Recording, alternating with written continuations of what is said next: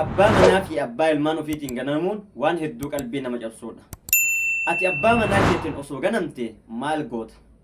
Abbaan manaa si ganuu jechuun maalidha? Assalaamu alaikum warahmatullaahi wabarakaatu. Jala jirtu nageenyi badhaadha ilmaan Oromoo idil addunyaa irratti argamtan nageenyi kabajaa fi jaalalaa bakka jirtanitti sinaadha qabu jechaa adhallee seenaa bareeda barsiisaa fi hawwataa ta'e tokko isinii fidee dhufe. Haga xumura seenaa kanaatti nafaana bu'a. Warroonni mana kanaaf haarawaa taatanii subscribe gochuu hin dagatina. Akkasuma viidiyoo kanallee laayikii tuquu hin dagatina. Waan isin barsiisuuf waan bu'aa isiniif qabu malee viidiyoo arge ani isiniif hin fidu. Hamzaa miidiyaa jajjabeessaa isinin jedha. Seenaan kennallee akkana. Haadha manaatii fi abbaa manaatitu turan. Maqaan isa haati manaatii fi abbaan manaa kun jireenya gaarii waliin jiraataa turan. Jireenya isaanii keessatti wal amantummaa fi akkasuma yaada walirraa qoodamuutu jira. Isaan ammoo kallattii garagaraatiin namni itti hawwu ture. Jalqaba irratti nama isaan wal dhagahan waan ta'eef waliigaltee isaanii osoo rabbiin nuu kenne jechuudhaan namoonni ollaallee nama isaanitti hawwuu fi yaa rabbi nama akka isaanii nu taasisi jedhanii kadhatanidha. Ammallee akkasuma namoota dalaggaati waan ta'aniif dhiirti shamarri takka achi ilaaltee yoo isa agartee abbaa manaa kiyya gara fuuldura nama kanatti nama dalagaa jaalatu yaa rabbi naaf taasisi jettee nama kadhattudha. Inni nama akkaan dalagaa jaalatuu fi ammallee maatii isaa hedduu jabeessuudha. Akkasumatti waliin jiraataa turan. Inni daldalaadha.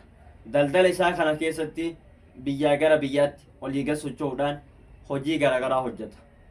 Yeroo inni dalagaadhaaf biyyaa deemetti isin qabeenya qe'ee akka gaarii kunuunsuun ilmaan isaa seeraan jabeessitee fi kabaratan barsiisaa kan xixiqqoo guddisaa fi akka gaariitti mana oo'atti isa eeddii jechuudha.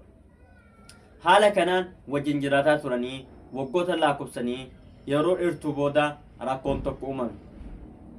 Rakkoon uumame kunillee abbaan manaa isii kun lakkoofsa bilbilaa haarawaa kaasuu jalqabe. Lakkoofsa bilbilaa haarawaa kaasuu jalqabee wajjin haasa'a. Lakkoofsa dalaggaatii jettee ofirraa jedhiste. Lakkoofsi kun irra deddeebi'uudhaan dawwalamaaf. Erga dawwalamee fi booda yeroo baay'ee hin shakkuu qalbii isii dhufe. Innillee yeroo halkan irra dawwalamuuf isii biraa gabba'ee silkii kana dubbisuu jalqabe. Gaafa tokko akka carraa ta'ee silkii isaa paataarniilee jijjiire. Amma tana ta duraa caalaa amma shakkiin guddaan qalbii isii keessatti uumame. Maaliif abbaan manaa isii haadha manaa ofii lakkoofsa paaspoortii silkii isaa dhoksuun rakkoon duuba kanaan akka jiru hubatte. Rakkoo kana ammoo hundee isaa maal akka ta'e baruudhaaf osoo isii yaaltu gaaf tokko akka carraa ta'e silkii ofii kana banaa dhiisee innin biraa gabba'e. Yeroo silkii isaa kana keessa garseentu tekistii hidhatte. Akkuma tekistii keessa seente yookaan bakka miiseejii keessa seenteeni miiseejii galatoom jettee shamarree barreessitee bagarte. Ergasii hedduu rifattee dallantee namni kun eenyu akka ta'ee fi maalummaa isaa addaan baasuu qaba jettee murteessite. Inni dalagaadhaaf silkii isaa mana deebi'ee fudhatee ba'e. Dalagaa kana faanatti dalagaa manatti yoo galu silkiidhaan yoo dawwalamuuf biraa bayaatiin dubbata. Sagalee dhageeffachuudhaaf yaalii gootee dhaga'uu dadhabde. Ergasii akkasumatti turtee yeroo muraasa booda abbaan manaa isii karaa deema jedhee manaa ba'e. Isiinis hojii silaa dura hojjettu dhiiftee bakka inni deemu laaluudhaaf karaa jedhe kana deemamoo bakka biraa dhaqa jettee jala kaate. Jala kaatee jennaani fageenyarraa fagaattee hordofuu jalqabde. Gara jedhe dhiisee gara biraa deemuu jalqabe abbaan manaa isii. Wanti addaan shakkaa ture dhugamaa jetteeti faana bu'uu jalqabde.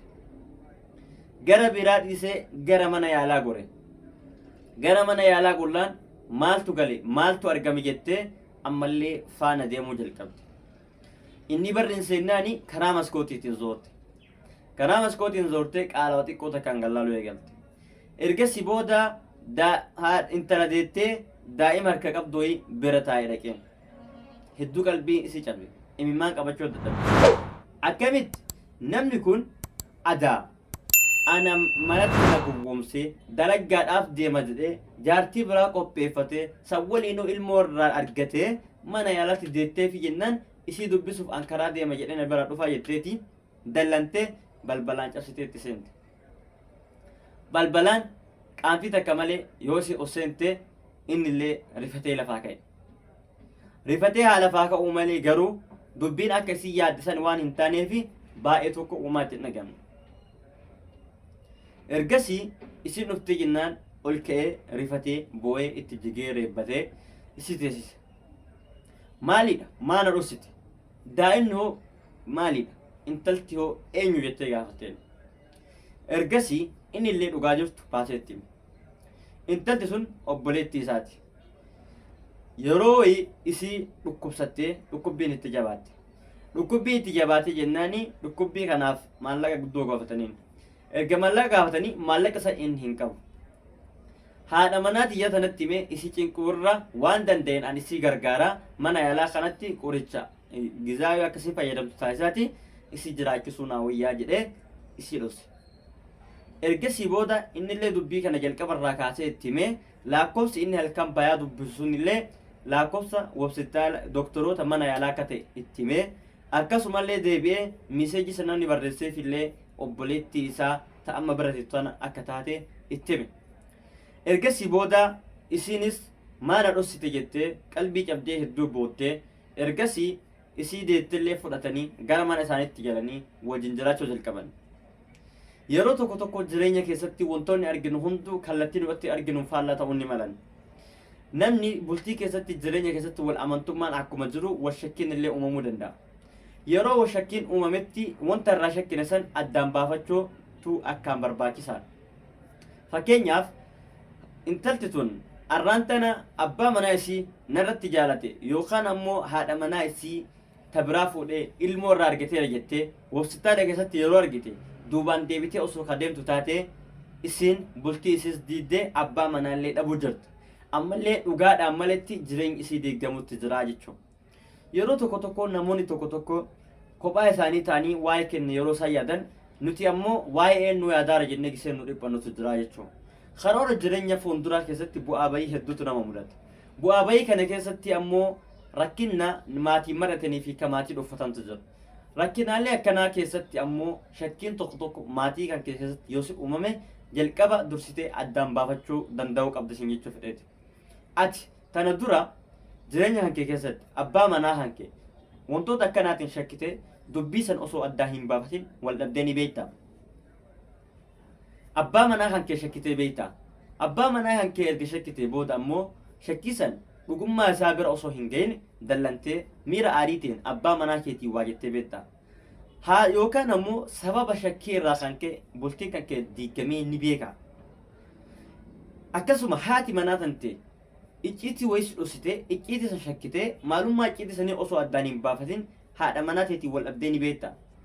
Sababa icciitii isiin si dhossitee saniif jecha haadha manaa keetiin namni adda baate jirta.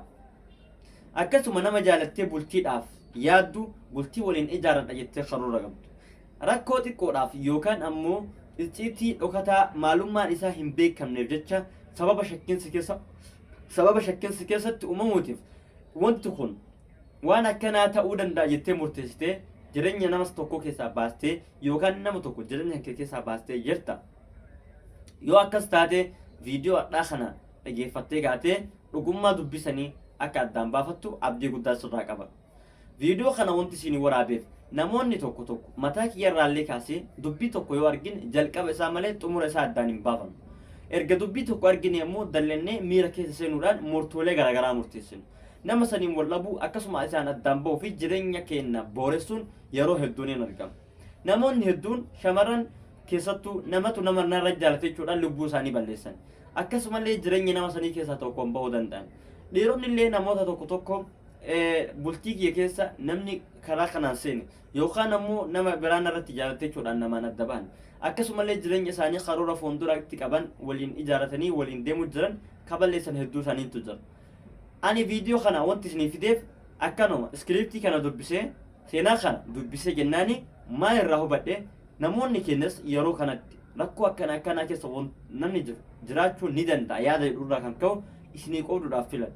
Viidiyoo kana yoo itti gammaddan sheer godhaatti saahibban keessanii fi akkasuma hiriyoota keessanii dhaqqabsiisaa. Isinillee viidiyoo kana laayikii naa godhaa. Mana kanallee sabiskiraayib godhaatii Hamzaa Miidiyaa jajjabeessaa. viidiyoolee barnoota qaban akkasumallee ergaa gurguddoo dabarsan hedduu isaanii isin biraa haga ga'utti nagahaan inshallah Hamza Midiyaa waliin gara fuulduratti yoo imaltan barnoota guddaa fi akkasuma seenaalee barsiisoo hedduu irraa argatan jedhee abdii guddaan qaba.